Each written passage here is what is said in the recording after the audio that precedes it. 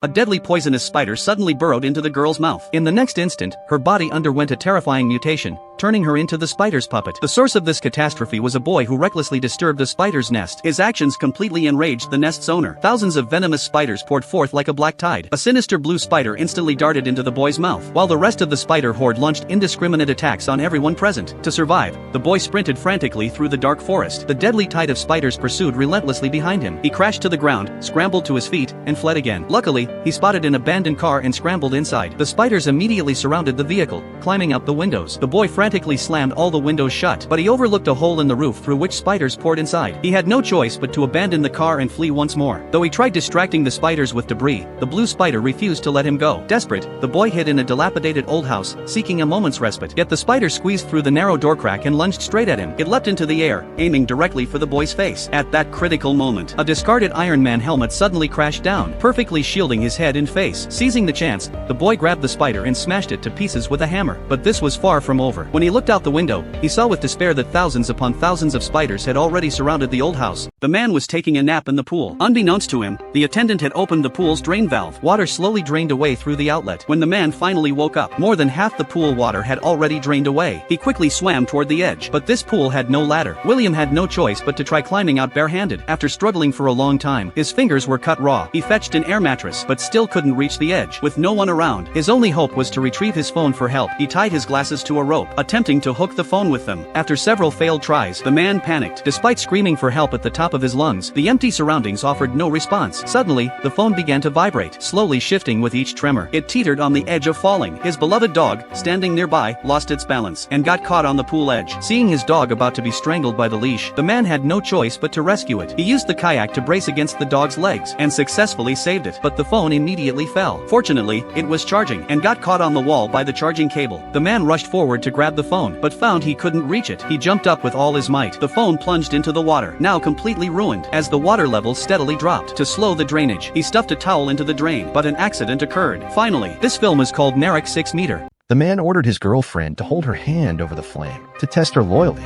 She didn't move a muscle. He turned away satisfied to answer a phone call.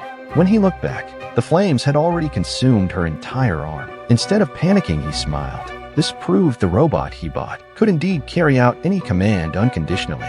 Matt took her to a villa party to show her off. On the way, the GPS malfunctioned, but they didn't pay it much mind. Entering the villa, the party was in full swing. The friends seemed friendly. A wealthy man marveled at her perfection, but Amy glimpsed greed in his eyes. The next day, everyone planned to sunbathe by the lake. Before leaving, Matt told Amy to go ahead, saying he had something to handle first. Amy arrived at the lake alone, only to find the wealthy man there. She felt uneasy, but still politely took a lounge chair beside him. The man handed her sunscreen and asked her to rub it on his back. While applying it, he suddenly confessed. Their alone time was arranged by Matt. In exchange, Amy would be lent to him for a day. With that, he lunged at her. Amy struggled and pulled out a small knife she carried, accidentally stabbing him. Covered in blood, she returned to the villa. Everyone was stunned. A robot shouldn't be able to harm a human. Matt immediately forced Amy to shut down and tied her up securely. After rebooting, Amy was emotionally charged. Matt had no choice but to tell her the truth. She froze. Unexpectedly, Amy accepted her identity, only asking to return to how things were with Matt. Just then, the wealthy man's girlfriend called Matt aside, revealing the entire scheme. This was all for the wealthy man's money. Amy could harm someone because Matt had hacked her programming. The plan was to frame the robot for murder, then reset her system. The police were already on the way. Everything was about to fall into place, but they didn't expect.